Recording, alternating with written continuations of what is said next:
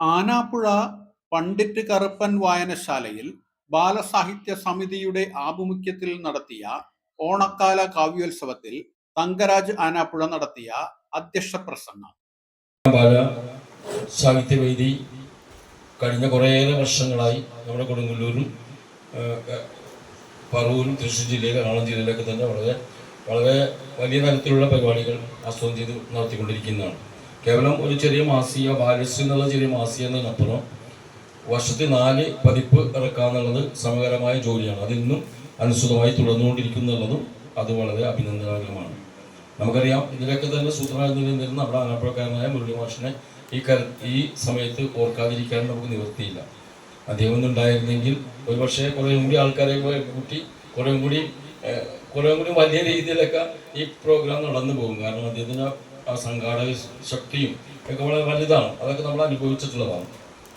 അപ്പോൾ നമ്മളെ സംബന്ധിച്ചിടത്തോളം ഈ ഭൂമി, ഈ കറുപ്പൻ മാഷിൻ്റെ പേരിലുള്ള ഈ വായനശാല ഇങ്ങനൊരു കവി അരങ്ങ് സംഘടിപ്പിക്കണം എന്ന് പറഞ്ഞപ്പോൾ തന്നെ നമ്മൾ ഹൃദയപൂർവ്വം ഏറ്റെടുക്കുകയാണ് ചെയ്തത്. കാരണം അതിനേക്കാൾ വലിയൊരു മഹത്തരമായ ജോലി നമുക്ക് ചെയ്യാനില്ലല്ലോ.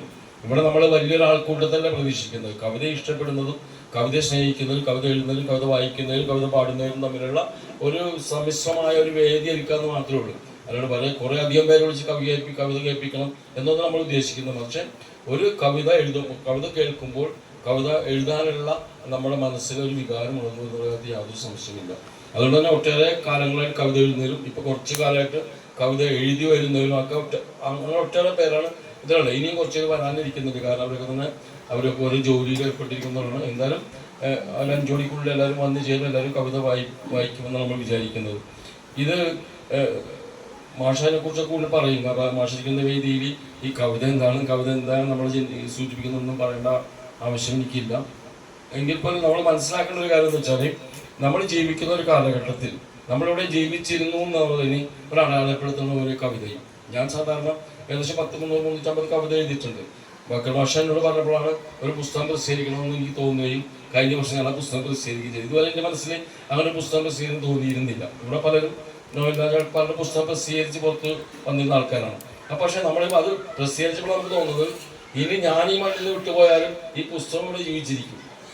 നമ്മൾ എഴുതുന്ന പോലെ കവിത ആയാലും നമ്മൾ പ്രസിദ്ധീകരിക്കുന്ന പുസ്തകമായാലും എത്ര കാലം കഴിഞ്ഞാലും അത് അടയാളപ്പെടുത്തലായിട്ട് ഇവിടെ നിലനിൽക്കുന്നു എന്നുള്ളതാണ് ഏറ്റവും വലിയ കാര്യം. എൻ്റെ അച്ഛൻ ജലരേഖ എന്ന് പറയുന്ന നാടകം എത്രയോ വർഷം മുമ്പ്, എനിക്കൊക്കെ 5-6 വയസ്സുള്ളപ്പോൾ എഴുതിപ്പോയ പുസ്തകമാണ്.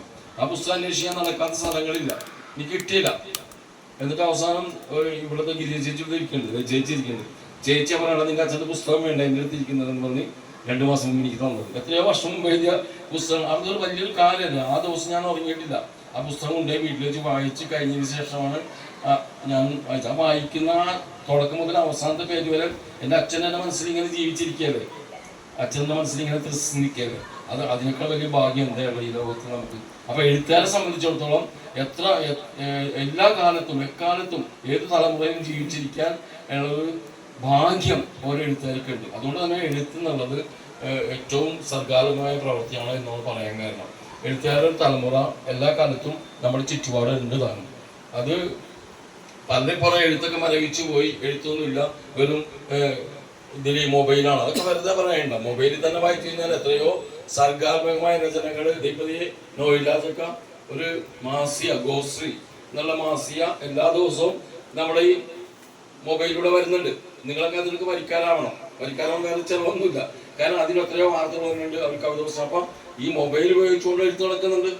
പേരോണ്ട് എഴുതുന്നത് മാത്രമല്ല, അങ്ങനെ ഒട്ടേറെ കാലത്ത് നമുക്ക് ഈ ജീവിത ചുറ്റുപാട് എങ്ങനെ ഈ ലോകം പോകുന്നു അതനുസരിച്ച് നമ്മൾ മാറ്റപ്പെടുകയാണെങ്കിൽ, നമ്മൾ മാറുകയാണെങ്കിൽ തീർച്ചയായിട്ടും നമുക്ക് എല്ലാ കാലത്തും നിലനിൽക്കാൻ കഴിയും. ഒരിക്കലും നമുക്ക് പുറന്നിരിക്കുന്നില്ല. എഴുത്തുകാരാണ് ഈ ലോകത്തിന്റെ ഒരു കർഷകൻ മണ്ണിൽ വിത്ത് തന്നെ അത് മുളപ്പിച്ച് വലിയൊരു മരമാക്കി അതിന് നിറച്ച് പൂക്കളും കായ്കളും ഉണ്ടാവുന്ന പോലെ തന്നെയാണ് ഒരു കവി ഒരു അക്ഷരം കുറിച്ചെഴുതുന്നതും അക്ഷരം കൊണ്ട് വാക്കുകൾ കോർത്തുകൊണ്ട് കവിത എഴുതുന്നതും ഇത് സമാനമാണ്. രണ്ടും കൊയ്ത്ത് കഴിഞ്ഞാൽ അത് നമ്മൾ ഉപയോഗിച്ച് കഴിഞ്ഞാൽ തീരും. പക്ഷെ കവിത ഒരിക്കലും എത്ര ഉപയോഗിച്ചാലും തീരില്ല എന്ന് മാത്രമല്ല, ഉപയോഗിക്കുന്നതോറും അത് കൂടുതൽ മേന്മയായിട്ട് കൊണ്ടുപോകില്ല. ചോരന്മാർ കൊടുക്കും തോറും മേലിടും, മേന്മ നൽകും മരിച്ചാലും എന്നല്ല പറഞ്ഞത്. അതുപോലെ തന്നെ ഇത് നമ്മൾ എത്ര കണ്ട് വായിച്ചാലും വായിച്ച് പുതിയതായിക്കൊണ്ടിരിക്കും. അല്ലെങ്കിൽ രാമായണം ഒരിക്കലും പുതിയതാവില്ലല്ലോ, മഹാഭാരതം പുതിയാവില്ല, വിശുദ്ധ ഖുർആനും ബൈബിളും ഒക്കെ പുതിയതാണ്. എല്ലാ കാലത്തും എപ്പോഴും വായിക്കപ്പെടാൻ പറ്റിയ അല്ലേ? ഇവിടെ എഴുതാ എത്രയോ ഗ്രന്ഥങ്ങൾ, ഇപ്പോൾ പുതിയ രചനകൾ. ഇപ്പോൾ ഞാൻ കഴിഞ്ഞ ദിവസം വായിച്ച ഒരു പുസ്തകം, രാമായണത്തിന് ഇഷ്ടമായ ഈ പുസ്തകം, ഏറ്റവും പുതിയ പുസ്തകം.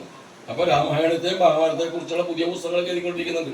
അപ്പൊ നമുക്കെപ്പോഴും എഴുത്തുന്നുള്ളത് ഒരു കാലത്തും മരിക്കാത്ത ഒരു സർഗാത്മകതയാണ് എന്ന് മനസ്സിലായിക്കൊണ്ട് ഇനിയും അത് തുടർന്നുകൊണ്ടിരിക്കാം. എത്രയേറെ പ്രശ്നമുണ്ടെങ്കിലും എല്ലാ പ്രശ്നങ്ങളെയും അതിജീവിക്കണം, കാലത്തെ അതിജീവിക്കണം കവി.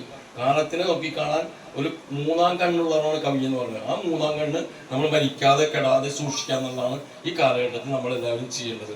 അത് ചെയ്യുന്നുണ്ട്. അതിനുവേണ്ടി ഈ വേദിയൊക്കെ ഇങ്ങനെ ഒരുക്കുന്നത്. നമുക്ക് ഇനിയും ഇങ്ങനെയൊക്കെ 5-10 പേര് മതി. 10 പേര് കൂടി ഇരുന്നിട്ട് ആ 10 പേരെ കവിത വായിക്കുകയും അത് വിമർശനം സമീപിക്കുകയും ചർച്ചയും ചെയ്യപ്പെടും മതി. അതാണ് ഏറ്റവും വലിയ പുണ്യം.